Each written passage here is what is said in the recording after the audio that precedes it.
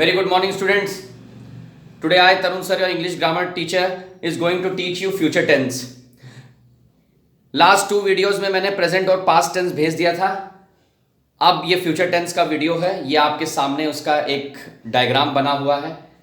Future tense में भी हम लोग positive sentences, negative sentences, interrogative positive और इंट्रोगेटिव नेगेटिव सेंटेंसेस पढ़ेंगे. तो सबसे पहले तो मैं आपको एक कॉन्सेप्ट बता देता हूं कि फ्यूचर टेंस को पढ़ने से पहले विल, हैज, हैव और हैड, ये मैंने 3 हेल्पिंग वर्ब्स लिखे हुए हैं और ये रहा विल. तो ये जो विल का यूज है, आप लोग को मैं 10 to 15 सेकेंड्स दे रहा हूं. मैं चाहता हूं कि आप विल से इन तीनों को यूज करके सेंटेंसेस बनाइए और आपका टाइम स्टार्ट होता है अब.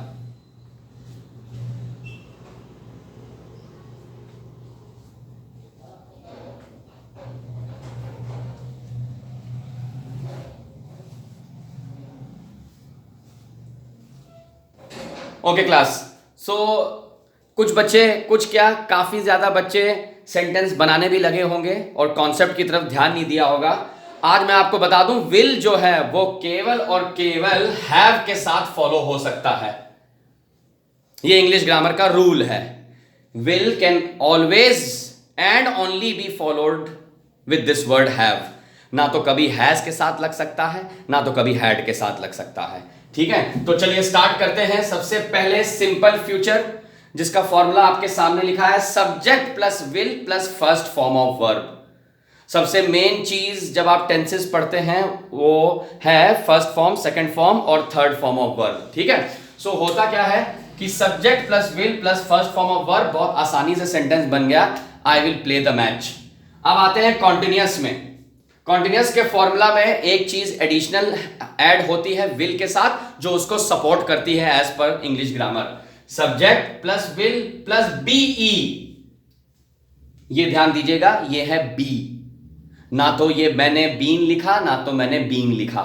कॉन्टिन्यूअस में आप ऐसे ही बोलेंगे, क्योंकि कुछ बच्चे बीइंग बोल देते हैं, BEING, जो कि गलत है, क्योंकि ING प्लस ING फॉर्म दोनों एक साथ इस सिचुएशन में नहीं आ सकता.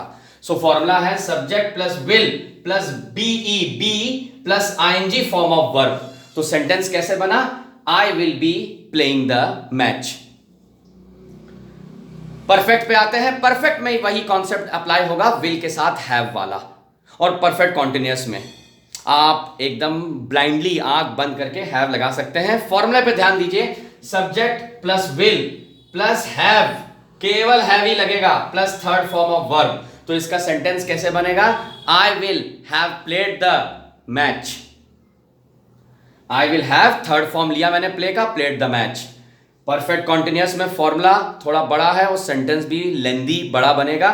सब्जेक्ट चाहे सिंगुलर हो चाहे प्लूरल, किसी में भी, plus will plus have plus being plus ING form of verb plus for slash since. Perfect continuous में सारे बच्चों को पता है, प्रेजेंट पास्ट में आप पढ़ चुके हैं, जहां परफेक्ट कॉन्टिन्यूअस आता है आपको बीन के साथ ING फॉर्म लगाना पड़ेगा और फॉर और सिंस के साथ सेंटेंस को एंड करना है. तो चलिए इस बड़े से फॉर्मूले में सेंटेंस को फिट करते हैं.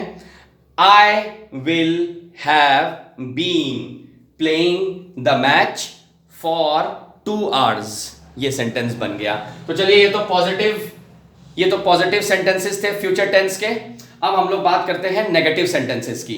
ठीक है, इसी को नेगेटिव करते हैं हम लोग. आई विल प्ले, बहुत ही आसान, आई विल नॉट प्ले. ये नॉट लगाने से वो नेगेटिव हो गया. कोई फॉर्म नहीं बदलना है, जैसा फॉर्म था वैसा ही फॉर्म आपको यहां पर भी लेके आना है. ठीक है, यहां पे लिखा था आई will be playing the match, यहां पर आप सिंपल लिख देंगे I will not be playing the match. कोई फॉर्म नहीं बदल रहा. वहां पर BE प्लस ING फॉर्म था, यहां पर भी वही है, केवल नेगेटिव करने के लिए हम लोग ने नॉट का यूज कर लिया. ठीक है, फिर यहां पर था आई will have played the match, I will not have played the match.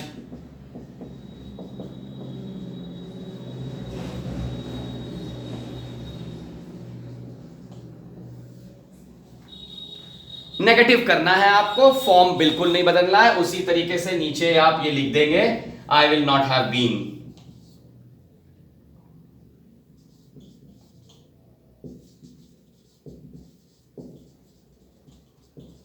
ये हो गए आपके नेगेटिव सेंटेंसेस। चलिए, इंट्रोगेटिव सेंटेंसेस सभी को पता है कि क्वेश्चन मार्क लगाना पड़ेगा, थोड़ा टफ हो जाएगा समझने के लिए, जरा ध्यान से देखिएगा। आपने देखा कि जब हम लोग ने सिंपल फ्यूचर पढ़ा तो हमने लिखा आई विल प्ले, फिर जब कॉन्टिन्यूअस हमने पढ़ा तो हमने देखा that I will be playing the match, I will be playing the match. तो अब देखिए जरा इंट्रोगेटिव हम लोग कैसे कहीं ना कहीं समझेंगे इसको। ये मेरा एक कॉन्सेप्ट है, इसको आप अप्लाई कर सकते हैं। आपको केवल जैसे मान लीजिए मैंने सेंटेंस यहां लिख रहा हूं, फिर से लिख रहा हूं भाई, आई विल प्ले, ये सिंपल फ्यूचर का सेंटेंस मैंने लिखा। अब इसको इंटरचेंज कर दीजिए, केवल और केवल आई यहां लेके जाइए, विल यहां ले आइए, तो वो बन जाएगा आपका interrogative, will I play the match. बस इसी तरीके से अगर हम यहां देखें तो हमने लिखा था आई will be playing the match, तो क्या करना है, इंटरचेंज करना है, यहां उठा के लाइए, यहां उठा के लाइए, विल को इंटरचेंज करिए आई से, will I be playing the match हो जाएगा।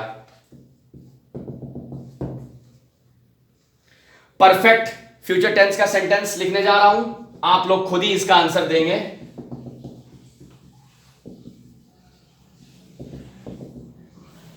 आई will have played the match, ये तो चलिए इसको इंट्रोगेटिव में बदलिए जरा, सिंपल सी चीज है, इसको इधर ले आइए, will I have played the match. इसी तरीके से परफेक्ट कॉन्टिन्यूअस को will I have been playing the match, will I have been playing the match. सबके आगे क्वेश्चन मार्क लगा दीजिए, केवल इंटरचेंज करना था आपको, will I play, will I be playing, will I have been, that's it. अब इसी को ही नेगेटिव करने के लिए, इन्हीं सेंटेंसेस को नेगेटिव करने के लिए आप सिंपल सी चीज है लगा देंगे नॉट।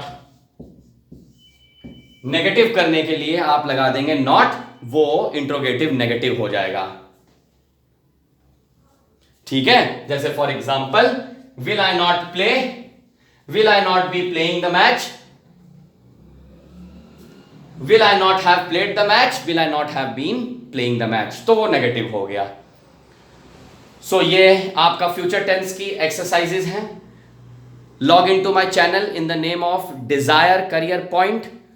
आप मुझे व्हाट्सएप पे भी अगर आप कोई एक्सरसाइज सॉल्व कर रहे हैं और आप चाहते हैं कि मैं उसको चेक करूं, आई एम तरुण सर, आप मुझे व्हाट्सएप भी कर सकते हैं 9839305466। मैं उन एक्सरसाइजेस को चेक करूंगा। और अगर आप मेरे व्हाट्सएप ग्रुप से जुड़ना चाहते हैं, क्योंकि मैं उसमें एक्सरसाइजेस भेजता हूं, सो आप मुझे मैसेज कर सकते हैं। Thank you so much.